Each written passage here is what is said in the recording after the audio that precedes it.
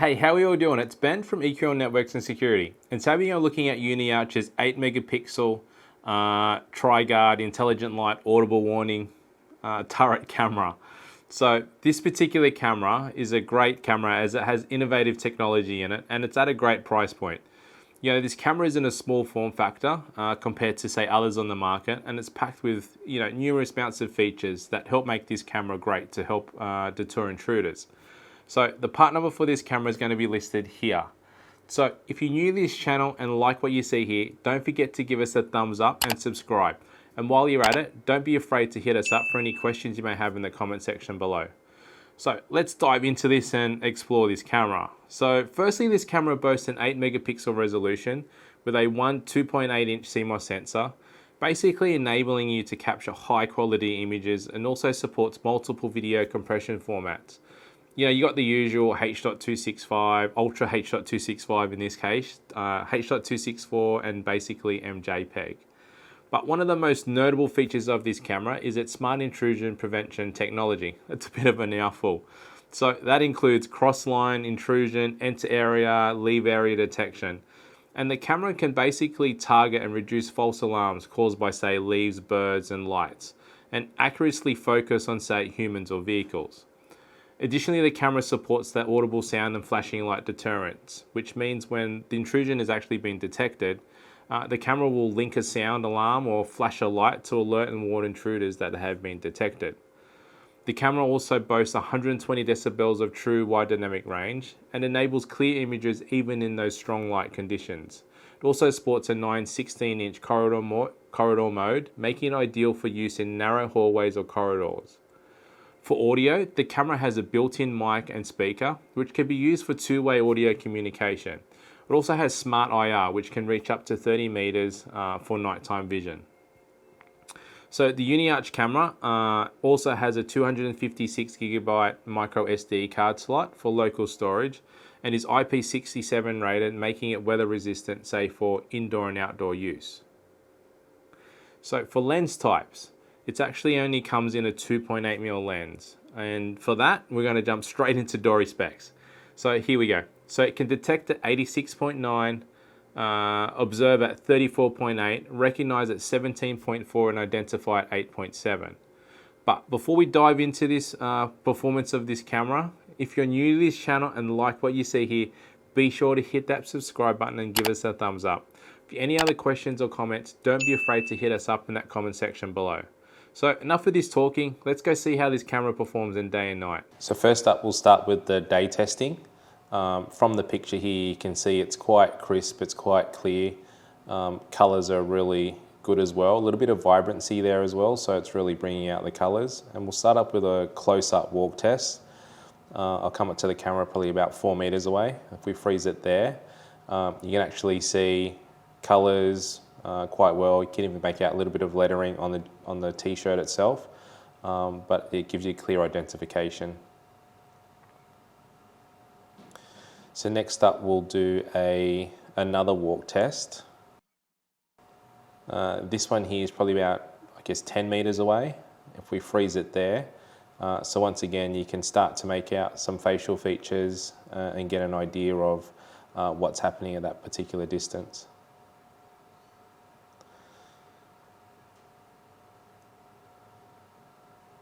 Next up, we'll zoom into the car on the left. And if you see there, can clearly make out number plates, make out models. We'll zoom into the middle section, which is probably about, I guess, about 19 meters away. And you can clearly see,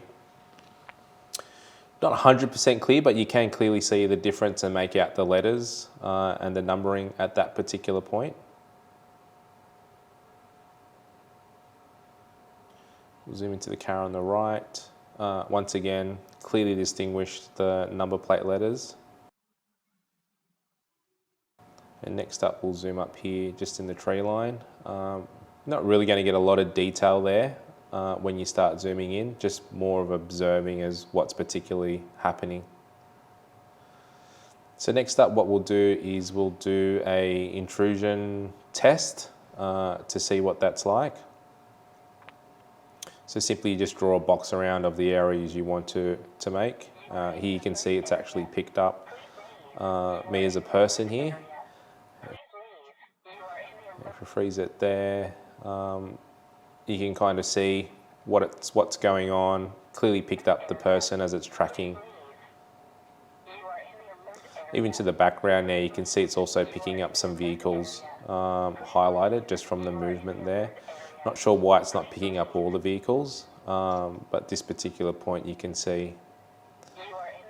If we move our walk test right through, you can see it's picked it up and it's given off the audible sound and warning.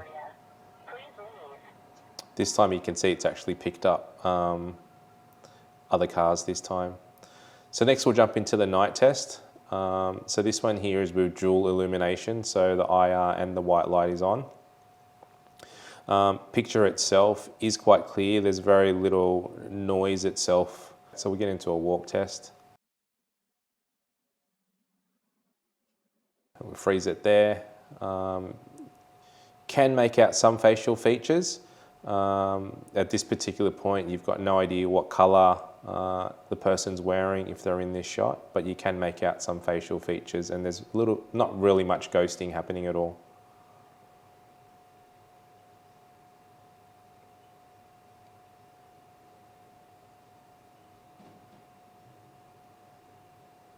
So next up we'll do another walk by. Freeze it there. There's no way at that distance you're going to make out any facial features or anything, just purely to observe that there is someone in the area.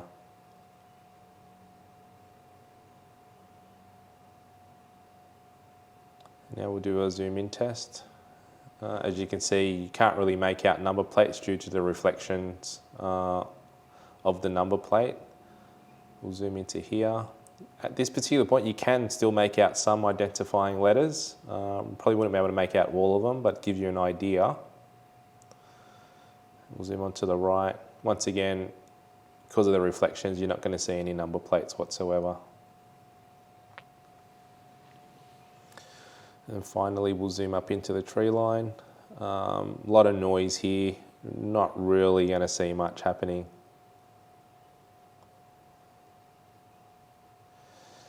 Next up we'll actually change the settings. So this is IR only. You can see still little noise in the picture. It's quite a good picture for a black and white as we do our walk test. Once again, can't see any numbering or identifying letters on the jumper, but you can probably make out some facial features as to who the person might be.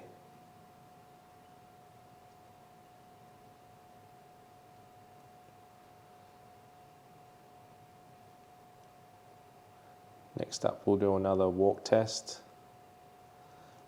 Freeze it there. So this is IR only, cannot see or make out any features once again. But there's not a lot of ghosting, but then again you won't be able to make out any identifying features. We'll zoom into the cars. Pretty much the same as what we saw with the dual illumination, just a reflection off the number plates, you're not going to see anything. This one here is pretty much the same as well. We'll move on to the next car. Once again, same thing. So there's really not a huge big difference between dual illumination and IR only. And once again, yeah, you won't be able to make out anything.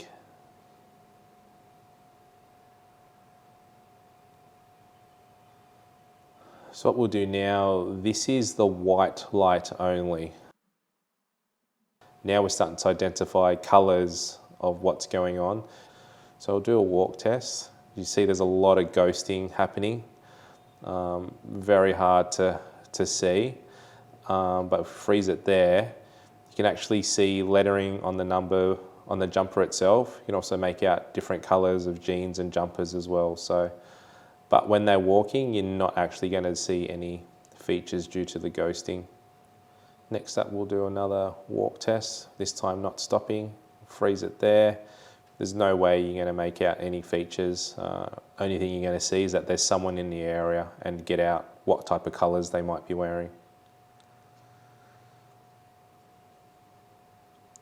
Now we'll do a zoom test on the left. At this point here, you can actually make out the number plate, even though there is some form of reflection. In the middle, it's definitely a lot clearer than before, and you can actually make out letters and numbers this time. And then we zoom over to the right. Due to the angle of this license plate on the camera, it's purely reflecting off, so we actually can't see anything. So it really is dependent on when the camera is mounted. Then we zoom up to the right, top tree line, whatever you want to call it. Can't see much happening there as well. So this now is basically everything turned off. It's purely the camera set into daytime mode. You can see there's actually a little bit of noise in the picture. Start off with a bit of a walk test. And you can see here the ghosting is quite bad, very hard to see. And then we freeze it there. Makes a difference. You can make out colours, but facial features and identifications on the letters on jumpers and stuff would be quite hard to see. But basically you're once again only able to detect the presence. Next up we'll do another walk test. Once again, the ghosting is really bad. And you can't even really make out it's a person, you're only assuming at this point. But you can make out a little bit of colours. And then we'll zoom into the left. This time you clearly see the number plate. A little bit of noise there, but it's pretty good for just basically artificial light that's around. This one here, you can make out the numbers and letters. And what we'll do is zoom over to the right. This time we can clearly see the number plate and what's happening due to no reflections from the white light or the IR. And just like normal, zoom into the tree line. Not really making anything out once again. So what we'll do is we'll do the intrusion detection just to see how it performs when there's no IR or white light available on. So you can see here you're walking by and it hasn't picked up. There we go, now it's picked it up and you can see the sound and the flashing white lights go off. But like the previous test, you can't make out, maybe make out a little bit of identifications because the white light's going flashing. What we'll do now is we'll actually do another walk-by test. So you can see that ghosting is pretty horrendous. At this point, it actually didn't pick anything up. So whether the AI couldn't recognize it was a human just because of all that ghosting is quite interesting. We might try and do that test again. So a bit closer. Still hasn't picked it up. And you can see, I think it maybe have to do the AI just can't recognize there's someone there. So a little bit of a downside to if you are doing this and wanting to use the intrusion, there will be some issues with it. We might just try one more, try and come into the camera a little bit more, walk towards the camera. There we go, it did pick me up and then basically set off the siren and the strobes. So what we're going to try and do here is see if we can improve the shutter speed, or see if we can improve ghosting. But you can see here, once you play around with shutter speeds, you're actually reducing the amount of light that the camera brings in and pretty much can't make anything out. And then we switch over to IR and you can see there's actually, you can see someone that's actually walking there. There's a little bit of difference between the two.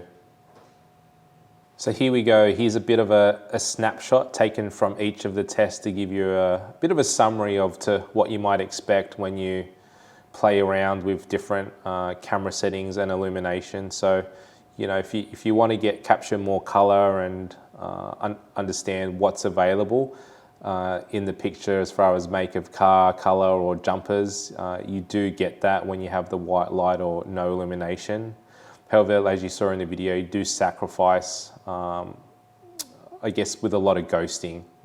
Opposed to IR, you lose out in capturing a lot of detail, such as number plates due to reflection.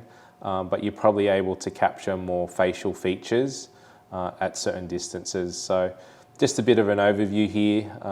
The actual testing, where we are testing, is quite dark compared to, say, where you may put this camera, you may get more ambient light and you may get better facial detection, so to speak, or be able to see facial features. But it really depends on, I guess, the situation or scenario that this camera is placed. But once again, this is pretty much the worst it can get. It is quite dark with maybe a street light probably about 80 meters to 100 meters away. So overall gives you a good indication of kind of what to expect when you play around with these camera settings. So what are my thoughts on this camera? Overall, I've been really impressed with the camera. You know, its unique feature, build quality, and active deterrent features make it an excellent choice for anyone looking for a reliable security camera. As you can see from the footage, this camera produces great footage in day and night, and coupled with that intelligent light and audible warnings, combined with the AI, it actually can help and deter burglars and give you peace of mind.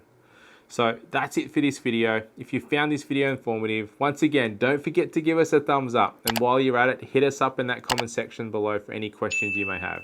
At EQL, we're always here to help and support your business.